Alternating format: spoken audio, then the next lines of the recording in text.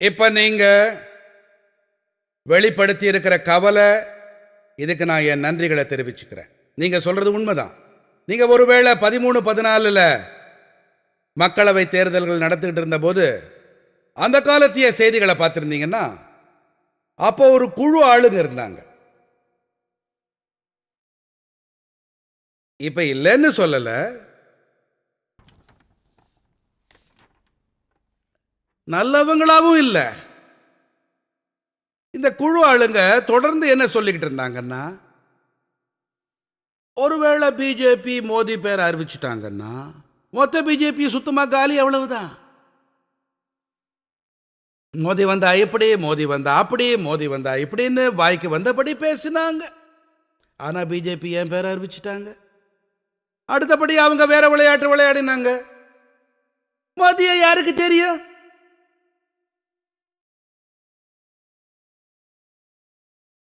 குஜராத்காரங்களுக்கு தெரியும், வேற யாருக்கு தெரியும்?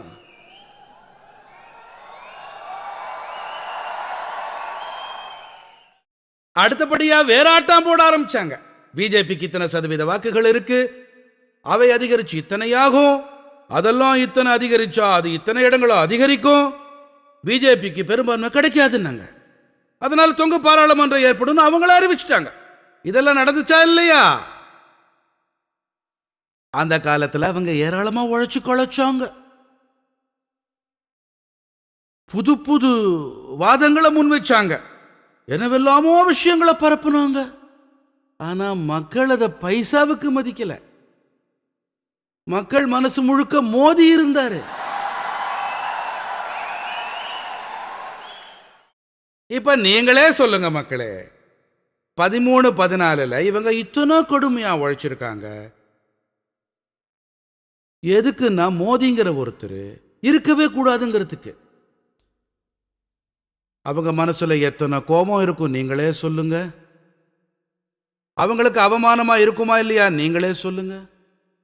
அவங்க மோதியை எப்பாடுபட்டாவது கேவலப்படுத்த முயற்சி செய்வாங்களா மாட்டாங்களா சொல்லுங்க. தங்களோட அகங்காரத்துக்காகவாவது செய்வாங்களா மாட்டாங்களா? இந்த எதிர்மறை எண்ணத்துக்கு இதுதான் காரணம். ஆனா நாம இந்த மாதிரியான எதிர்மறை எண்ணம் பத்தி கவலைப்படக்கூடாது. இப்ப இந்த எதிர்மறை எண்ணத்துக்கு எதிரான சிறப்பான மருந்து ஆக்கப்பூர்வமான எண்ணங்கள். நாம உண்மையான சரியான விஷயங்களை இப்ப அவங்க ஒரு முறை சொன்னாங்கன்னா நாம 100 முறை சொல்லுவோம். அவங்க ஒரு இடத்துல சொன்னாங்கன்னா நாம 10 இடங்கள்ல சொல்லுவோம். அவங்க ஒருத்தர் முன்னால சொன்னா நம்ம 50 பேர்களுக்கு முன்னால சொல்லுவோம். ஆமா, நீங்க எல்லாரும் இந்த வேலையில இணைஞ்சீங்கன்னு சொன்னா எதிர்மறை எண்ணம் கொண்டவங்க 13-14 கூட தான் தெரிஞ்சுக்கிட்டு இருந்தாங்க. இப்பவும் கடந்து அலையிறாங்க. சரி, இப்ப இந்த கூட்டம் ஒரு பக்கம்.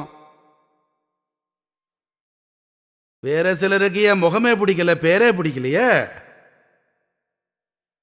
இன்னும் கொஞ்சம் பேர் இருக்கிறாங்க, அவங்கள நானே இல்ல உருவாக்கியிருக்கேன். இப்ப நீங்களே எனக்கு சொல்லுங்க, எந்த 3 லட்சம் கம்பெனிகளுக்கு பூட்டு போட்டேனோ அவங்க மோதி வாழ்க வாழ்க சொல்லுவாங்க. மோதி உருப்படாத ஆசாமின்னு அவங்க எல்லாரும் சொல்லுவாங்களா மாட்டாங்களா? முன்னெல்லாம் நம்ம நாட்டில் நியாய விலையில பொருட்கள் மலிவா கிடைக்கிற கடை இருக்கு. ஏழைகள் அங்கிருந்து தங்களோட ரேஷன்களை வாங்குவாங்க. அரசாங்கம் 30-35 ரூபாய் கொடுத்து வாங்கும். ஏழைகளுக்கு தான் 3 ரூபாய் 2 ரூபாய்க்கு கொடுக்கும். ஏன்னா நம்ம நாட்டோட ஏழைகள் பட்டினியோடு தூங்கக்கூடாதுங்கிறதுக்காகத்தான். ஆனா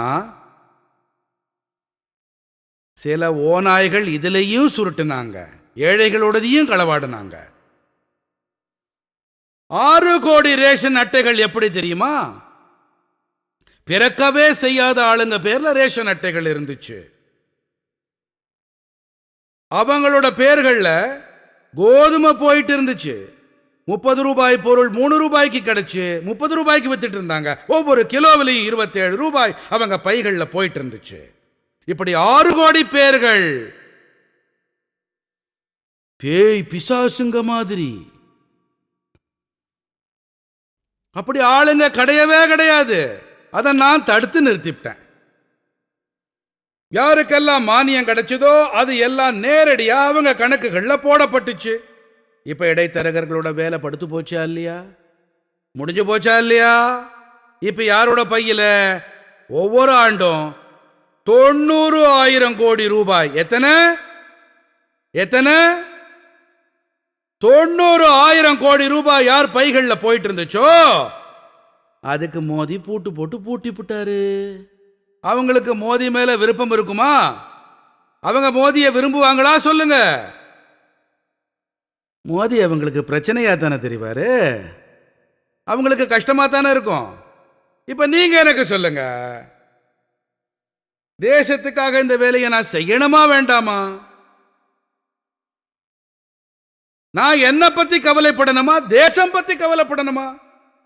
நான் எனக்கு என்ன ஆகும், எனக்கு என்ன ஆகும், எனக்கு என்ன நடக்கும், 2019 என்ன நடக்கும், இப்படி பயந்துகிட்டே இருக்கணுமா சொல்லுங்க? தைரியமா நாட்டு நலன்ல வேலைகளை செய்யணுமா வேண்டாமா? அதனாலதான் இதை செஞ்சேன்.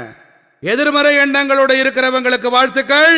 நான் நாட்டு நலன்ல பணியாற்றி இருக்கேன், பரிபூர்ண தூய்மையோட வேலை செஞ்சிருக்கேன்.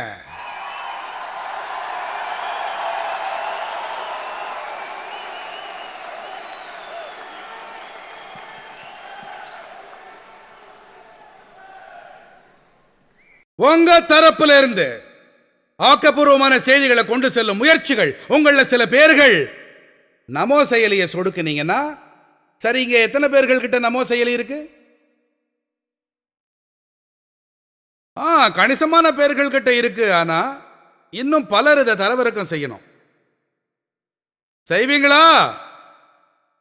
அதுக்குள்ள எல்லா தகவல்களும் இருக்கு, சரியான தகவல்கள், அரசு பத்தின தகவல்கள் இருக்கு, நிமிஷத்துக்கு நிமிஷம் பத்தின தகவல்கள். அதுல உங்களுக்கு எது பிடிச்சிருக்கோ அதை உங்க நண்பர்களுக்கு, உங்க உறவினர்களுக்கு, உங்க குடும்ப உறுப்பினர்களோட பகிர்ந்துக்குங்க. ஆக்கப்பூர்வமான சூழல் தானே ஏற்பட ஆரம்பிக்கும் பாருங்க.